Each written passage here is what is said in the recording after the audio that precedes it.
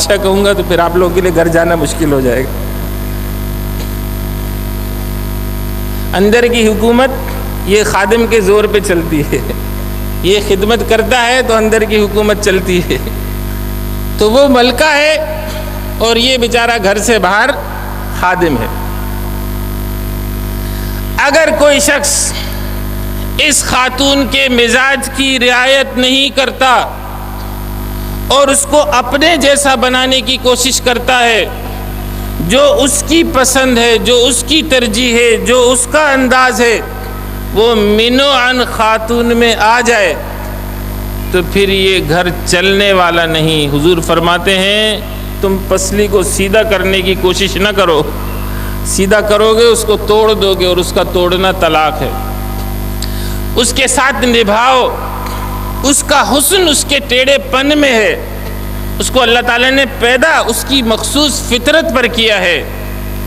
اگر اس کی اس فطرت کو تم مسخ کر دو گے تو خود تمہاری زندگی بھی جہنم بن جائے گی۔ انشاءاللہ تعالیٰ تیسرے دن اس مضمون کو ہم کھولیں گے کہ جب خواتین کی فطرت کو مسخ کرنے کی کوشش کی گئی تو دنیا نے ماضی میں کیا دیکھا، آج کیا دیکھ رہی ہے، آنے والے وقتوں میں کیا دیکھے گی۔ آدم علیہ السلام کے ساتھ اس کی بیوی بنائی، کائے کے لیے بنائی؟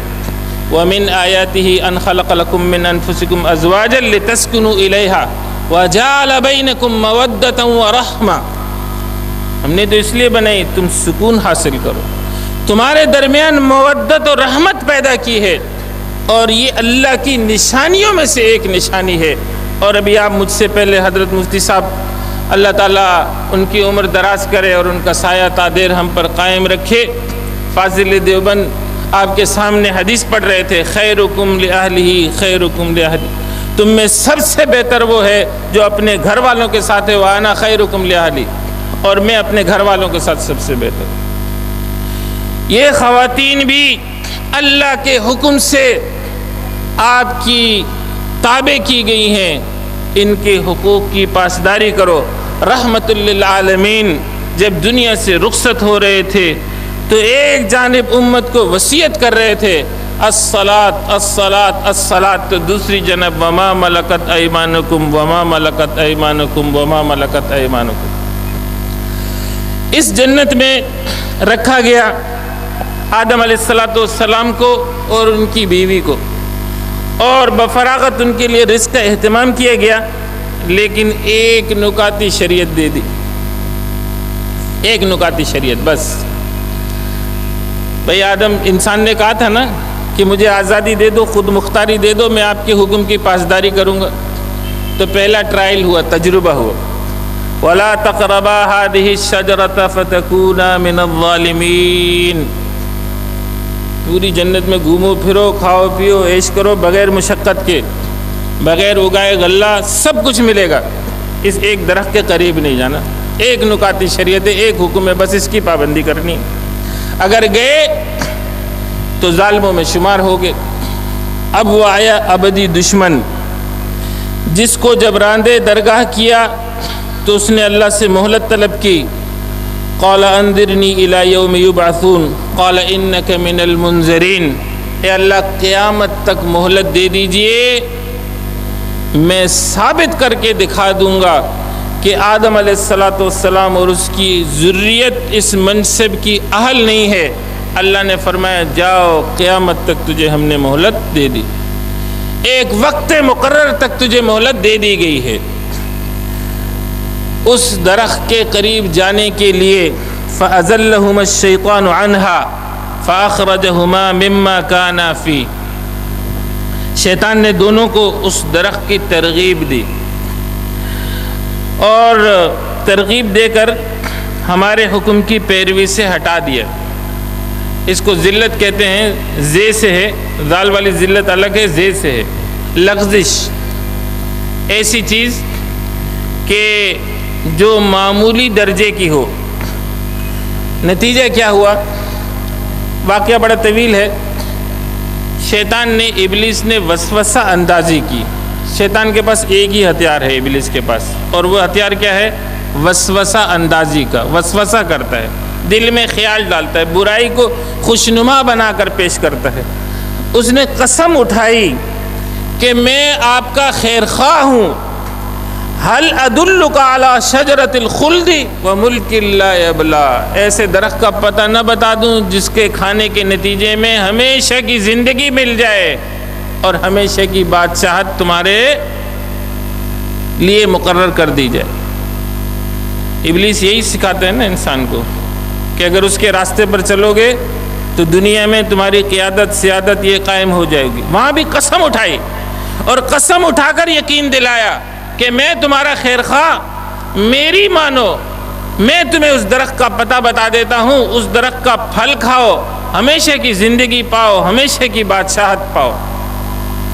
اس وسوسے شیطانی کا شکار ہوئے، ذلت کا شکار ہوئے، لغزش ہو گئی.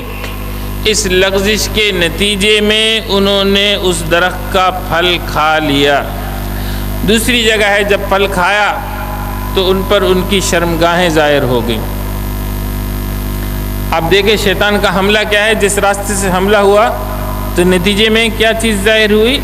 شرمگاہیں ظاہر ہوئی. یہ ہتھیار ہے، بہت بڑا ہتھیار ہے. اس راستے سے شیطان حملہ آور ہوتا ہے. وَقُلْنَا اهْبِطُوا بَعْضُكُمْ لِبَعْضٍ عَدُوٌّ وَلَكُمْ فِي الْأَرْضِ مُسْتَقَرٌّ وَمَتَاعٌ إِلَىٰ حِينٍ.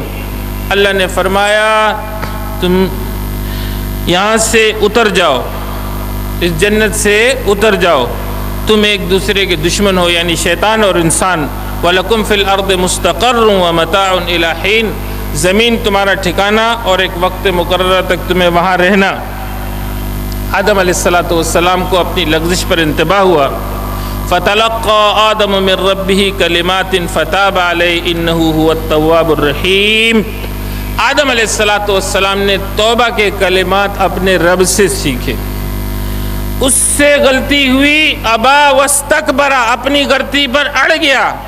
آدم علیہ السلام سے لغزش ہوئی تو اللہ سے توبہ کے کلمات سیکھے، اللہ نے سکھائے. دوسری جگہ ان کلمات کو قرآن نے نقل کیا. ربنا ظلمنا انفسنا وان لم تغفر لنا وترحمنا لنکونن من الخاسرین. اے اللہ ہم نے اپنی جان پر ظلم کیا، آپ مغفرت نہیں کریں گے، درگزر نہیں کریں گے، رحم نہیں کریں گے، ہم نقصان اٹھانے والوں میں سے ہو جائیں گے. اللہ نے کیا کیا؟ ان کی توبہ قبول فرما دی. انہو هو التواب الرحیم، بے شک وہ توبہ قبول کرنے والا اور رحم کرنے والا ہے. جب توبہ قبول ہو گئی تو زمین پر اترنا کسی سزا کے نتیجے میں ہوا یا نہیں ہوا؟ مشکل سوال ذرا میں نے تھوڑا سا گھما کے دیا ہے. جب توبہ قبول ہو گئی تو زمین پر اترنا سزا کے نتیجے میں ہوا یا نہیں ہوا؟ نہیں ہوا، اس لیے کہ سزا تو معاف ہو گئی. جب توبہ قبول ہو گئی تو سزا تو خود، جرم ہی معاف ہو گئے تو سزا خود معاف ہو گئی. تو زمین پر ہم آئے ہیں تو اس وجہ سے نہیں آئے ہیں. ہم عام طور پہ گپ شپ میں بھی کہہ دیتے ہیں اور خاص طور سے خواتین کو مورد الزام ٹھہراتے ہیں کہ ان کی وجہ سے یہ سارا معاملہ بگڑا ہے. یہ کسی کی وجہ سے بگڑا نہیں ہے، اللہ نے ہمیں پیدا ہی اس زمین کے لیے کیا تھا، یہی ہمارا مقام تھا، یہی ہمارا مرکز تھا، یہی ہم نے آنا تھا. اللہ نے فرمایا قُلْ نَهْبِطُوا جَمِيعًا، تم سب کے سب اتر جاؤ، تم بھی اور شیطان بھی. فَإِمَّا يَأْتِيَنَّكُم مِّنِّي هُدًى فَمَن تَبِعَ هُدَايَ فَلَا خَوْفٌ عَلَيْهِمْ وَلَا هُمْ يَحْزَنُونَ. اب تمہارے پاس میری ہدایت آئے گی، جو اس کی پیروی کرے گا اس سے ڈر بھی نہیں ہوگا، غم بھی نہیں ہوگا. وَالَّذِينَ كَفَرُوا وَكَذَّبُوا بِآيَاتِنَا أُولَٰئِكَ أَصْحَابُ النَّارِ هُمْ فِيهَا خَالِدُونَ. اور جو اس کو قبول کرنے سے انکار کریں گے وہ آگ والے ہوں گے، ہمیشہ اس کے اندر رہیں گے. یہ ہدایت کیسے آتی ہے، اس کے قبول کرنے کے نتیجے میں غم کیسے دور ہوتا ہے، ڈر کیسے دور ہوتا ہے، نہ قبول کرنے کے نتیجے میں اللہ کی پکڑ کیسے آتی ہے، انشاءاللہ اس پر کل بات کریں گے. چلتے چلتے 1 منٹ ذرا میں ڈاروین کو بھی دے جاؤں. میری سمجھ میں نہیں آتا، پڑھا لکھا آدمی، سلجھا ہوا آدمی، سمجھدار آدمی قرآن پڑھتا ہے. اللہ نے انسان کو ایک مستقل مخلوق کی حیثیت سے پیدا کیا. صدیوں بعد ڈاروین نام کا ایک آدمی آتا ہے، کہتے نہیں جی مستقل حیثیت سے پیدا نہیں کیا ہے، یہ ترقی کرتے کرتے کرتے بندر اور پتہ نہیں کیا بنتے بنتے آج یہ بن گیا.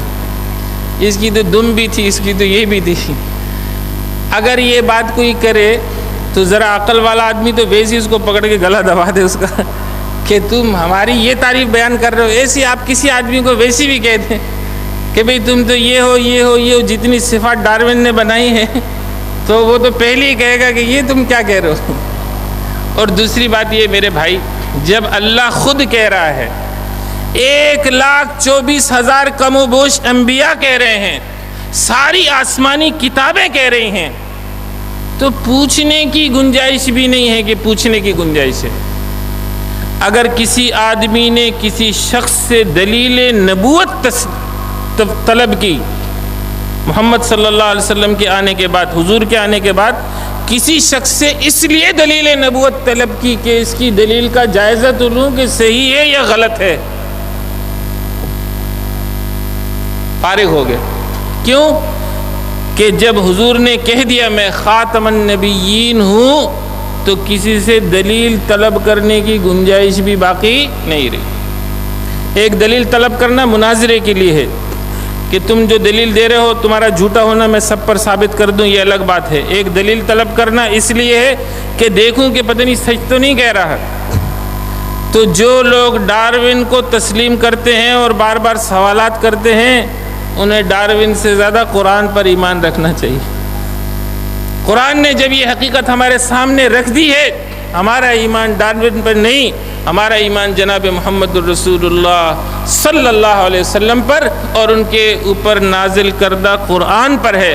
اللہ ہمیں اپنی حقیقت سجا دے اور اس راستے اللہ تعالی ہمیں اپنی معرفت نصیب فرما دے. اقول ما تسمعون واستغفر اللہ لی ولکم ولسائر المسلمین من کل ذنب انہ هو الغفور الرحیم. وآخر دعوانا ان الحمد للہ رب العالمین. الحمد للہ رب العالمین. الصلاة والسلام على سید الانبیاء والمرسلین. اللهم ارنا الحق حقا وارزقنا اتباعه وارنا الباطل باطلا وارزقنا اجتنابه.